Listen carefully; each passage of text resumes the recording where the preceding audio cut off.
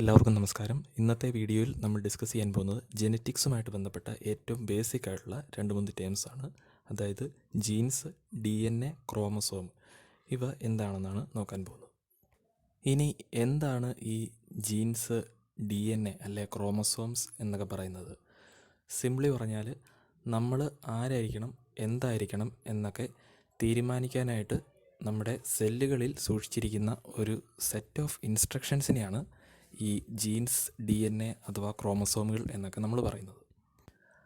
ഈ ഇൻസ്ട്രക്ഷൻസ് എന്ന് പറയുന്നത് ഓഫ്സ്പ്രിങ്സിന് പേരൻസിൽ നിന്ന് ബൈ ബർത്ത് അഥവാ ജന്മന ഇൻഹെറിറ്റ് ചെയ്ത് കിട്ടുന്നതാണ്.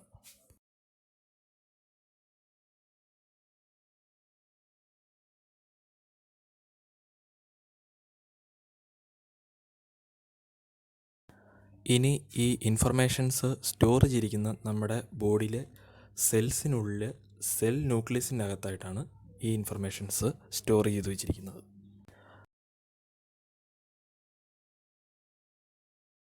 നമുക്കറിയാം, ഒരു നോർമൽ ബോഡി സെൽ എന്ന് പറയുമ്പം അതിന് പല ഭാഗങ്ങളുണ്ട്. ഒരു ഔട്ടർ കവറിങ് അല്ലെങ്കിൽ സെൽ മെംബ്രെയിൻ ഉണ്ട്. അതുപോലെ ഇൻസൈഡ് ഒരു ഫ്ലൂയിഡ് പോർഷൻ ഉണ്ട്, അതിന് നമ്മൾ സൈറ്റോപ്ലാസം എന്ന് പറയുന്നു. കൂടാതെ ഒരു സെൻട്രൽ പോർഷൻ അല്ലെങ്കിൽ കേന്ദ്ര ഭാഗം കൂടെ ഉണ്ട്, അതിനെയാണ് നമ്മൾ ന്യൂക്ലിയസ് എന്ന് പറയുന്നത്. ഈ ന്യൂക്ലിയസിനുള്ളിലായിട്ടാണ് ഈ ഇപ്പോൾ പറഞ്ഞ ഇൻഫർമേഷൻസ് സ്റ്റോർ ചെയ്തിരിക്കുന്നത്. ഇനി നമ്മുടെ ബോഡി കമ്പോസ് ചെയ്തിരിക്കുന്നത് പലതരം സെല്ലുകൾ കൊണ്ടാണ്. ഉദാഹരണത്തിന് hair cells, skin cells, nerve cells. അതുപോലെ ഓരോ സെല്ലുകളുടെയും ഷേപ്പും ഫങ്ഷൻസും ഒക്കെ ഡിഫറെൻ്റ് ആയിരിക്കും.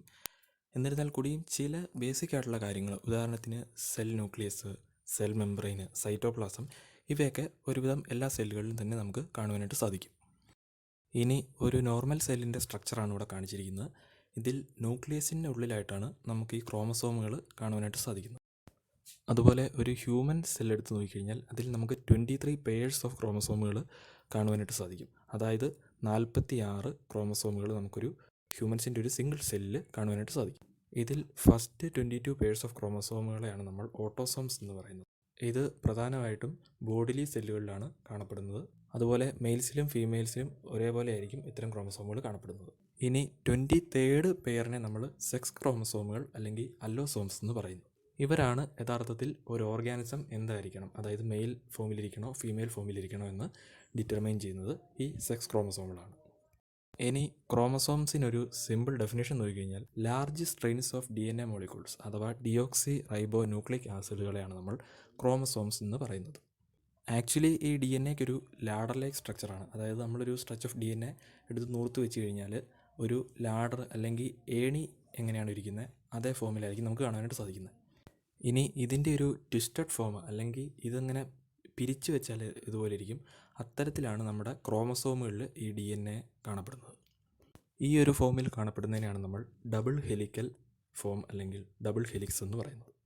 ഇനി ഈ ലാഡറിൻ്റെ സ്റ്റെപ്സുകൾ കമ്പോസ് ചെയ്തിരിക്കുന്നത് നൈട്രജൻ ബേസുകൾ വെച്ചിട്ടാണ്. നമുക്കറിയാം, പ്രധാനമായിട്ടും 4 നൈട്രജൻ ബേസുകളാണുള്ളത്: adenine, thymine, guanine and cytosine.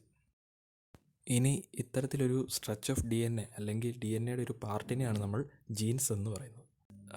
നമ്മുടെ ബോഡി ഈ സെറ്റ് ഓഫ് ജീൻസിനെ റീഡ് ചെയ്യും. അപ്പം ഇതിലടങ്ങിയിട്ടുള്ള ഈ നൈട്രജൻ ബേസുകൾ അല്ലെങ്കിൽ സെറ്റ് ഓഫ് ലെറ്റേഴ്സാണ് ഇതിൽ റെസിപ്പിയായിട്ട് ആക്ട് ചെയ്യുന്നത്.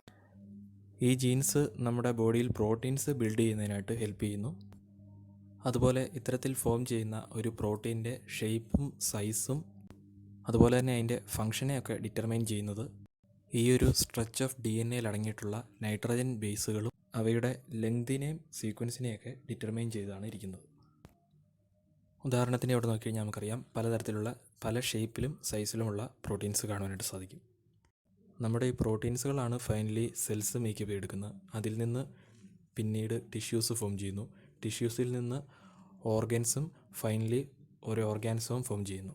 അതായത് നമ്മുടെ ജീൻസുകളാണ് ഒരു ഓർഗാനിസം ഫൈനലി എന്തായി തീരണമെന്ന് ഡിറ്റർമൈൻ ചെയ്യുന്നു. ഉദാഹരണത്തിന് അതൊരു കൗ ആയിരിക്കണോ, അതോ ഹ്യൂമൻസ് ആയിരിക്കണോ, അതോ മറ്റേതെങ്കിലും ഓർഗാനിസം ആയിരിക്കണോ എന്ന് ഡിറ്റർമൈൻ ചെയ്യുന്നത് ഇത്തരം ജീൻസുകളാണ്.